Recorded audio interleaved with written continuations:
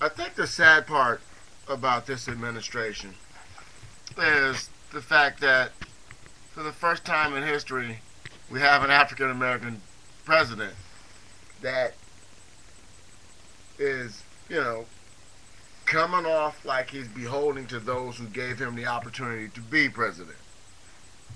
Now, the last I know, the people voted him in as president, and he should do for the people.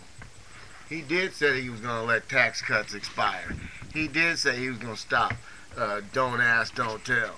But every time that he has been cornered or pushed against the wall or tested, he's tried to find a middle ground.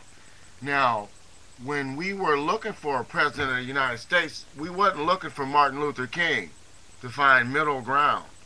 There is no such thing as middle ground. George proved that when he was the president.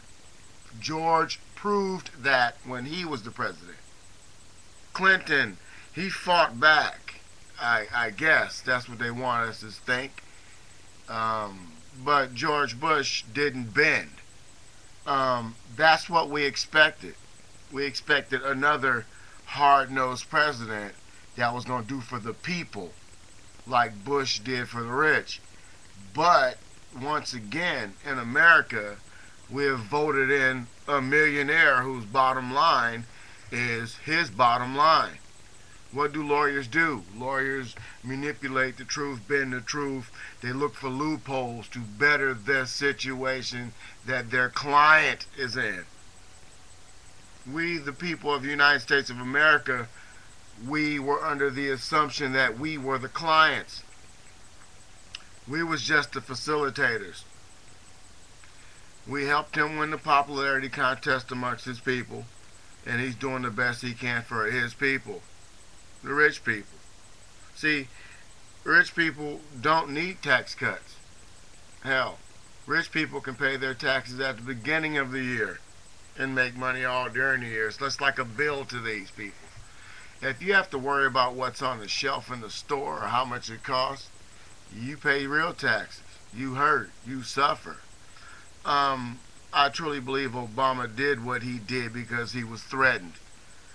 Those of us who live near the bottom of the ground, close to the surface, not up in the skies like Mount Olympus, those of us who live close to the ground, we understand what it is to be unemployed. There are people in the United States of America who have been unemployed for almost 2 years. Some of us have been unemployed for longer than 3 or 4 years. And you figure, Obama is giving unemployment money to these people. Bush gave the money to the military. Obama's giving change, crumbs to the people. The Republicans threaten to take these crumbs away completely. Can you imagine how many people with no money at all coming in from anywhere would have been struck with the reality that shit, there is no more money? Excuse my language.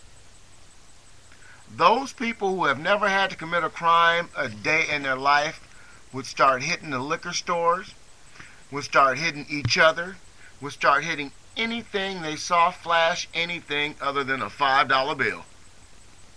Life in the streets without Obama's so-called unquote, what they call it, poor man's reparations, would put America in chaos. And in 18 months or whenever this expires, when there is no money for these people who have been out of work, there is no other choice but to hit the streets and do crimes. And I'm not talking about black people. This is YouTube, so I got to get this out here. There are millions upon millions of unemployed Americans. Whites, blacks, Mexicans, and others. And we are in America. There are more white people in America than blacks. There are more whites in America than Mexicans. And not all of these white people have jobs. Not all of them have the same moral structure as most people. And some of these people are on the bottom, just like the blacks and the Mexicans. And when you get a bunch of poor people with no money, nothing to do, problems, stress, and drama, these people run amok. Without unemployment, you will see chaos in the streets like overseas. You will see riots. You will see people storming banks. You will see Americans flipping out just like we've been seeing people overseas for years. Remember when the banks collapsed in shucks. You know what I'm talking about. And those people marched and was burning the banks and tearing stuff up. Without unemployment, that is what's going to happen. But we have to pay down that deficit. We don't build anything in America, for one. And how can these people begin to even think about taxing people who don't work? How can you squeeze blood from a turnip? If nobody has been working for the last couple of years, how can you tax people? And when you give people unemployment, they can check in that box, take money out for taxes, and they can get another check for $300 or $400 at the end of the year. $1,000 maximum, some crap like that. It ain't real money. How can you tax a group of people who are not working? So there's all kind of different factors jumping off in this little situation. The Republicans threatened to put chaos in the streets. Obama caved in. What president wants a revolution, a financial revolution on his shift? You know, one thing I said a couple years ago, instead of bailing these companies out, they should have exonerated all American debt.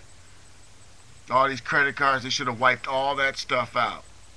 Because instead, they wiped the debt of the banks out. And the banks didn't wipe the debt of the people out. If the people don't owe the banks, then the banks are freed up to take care of their business, right? You don't give the banks the money and still have the people owe the banks. And now these people don't have any work. And in 18 months, they won't have any unemployment. And the rich people will still be getting their tax cuts for another couple of months after that. Where's the logic in that? Where's the logic in somebody saying they're for the people, cave in every single time someone says something? You said that the school teacher was treated wrong by the police, and you caved in. You know, you claim these people are on the side of the road watching you pull the car out, and then you caved in. Then you got people questioning you. If the opposition party questions you, how long will it take some other country to question you? Then you'll have the balls to jump bad at somebody else, but you won't have the balls to jump bad at those who proclaim they're your master. Can't say they're not your master. You're doing what they tell you to do. And the world sees it. And the American people are paying for it, and they feel sorry for you. They feel sorry for the fact they voted somebody in because you are different, because you are not the same status quo. But you showed why they say black people can't lead. Because whenever you're faced with adversity, you let these guys in the bully pulpit bully you around. And it looks like they're bullying you around just like those old bullies used to bully the black kid who's all by himself. You don't have no room to tell jokes and make people smile to get out of this. You have to stand firm. And if you're going to be a one-term president, when you get out, we should have health care, jobs, and respect.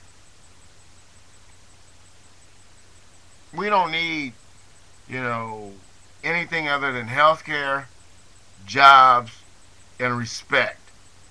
If you build that back up, you might go out as a one-term president, but at least in the end, your balls were inside the sack and not rolling around on the floor being stepped on by a bunch of hillbillies laughing and joking because of the threat of anarchy. That's pitiful. Just like the guy said. And I appreciate the video. It woke me up today. I wasn't going to do any political videos for a while, but I'm sort of disgusted in what I see when I watch the news.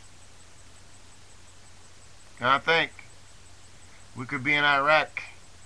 We could be in Iran right now if McCain was the president.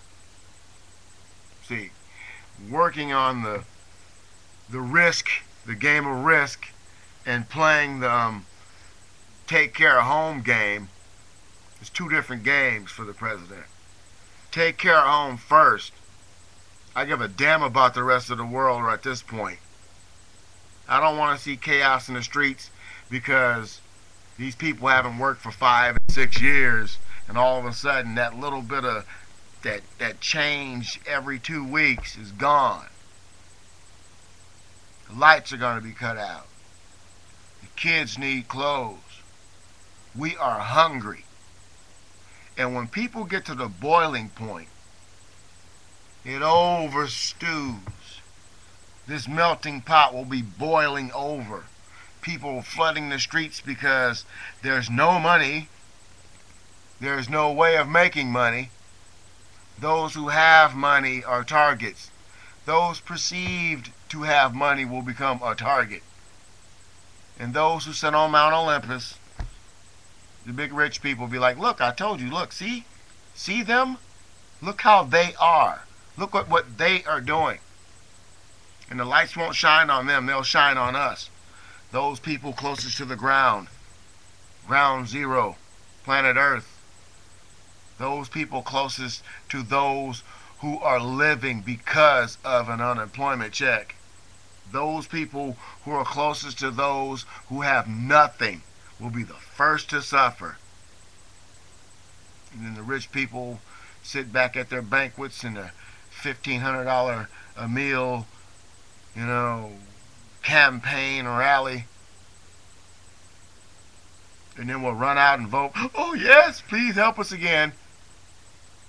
And then they'll find another manager to manage the way they want to manage. And this is why. This is why we live the way we do. Taught to bitch and complain. Taught to ask for more and expect less. Taught to need nothing and have nothing and get nothing. Taught to survive with nothing. Forced to eat crow. Americans are tired.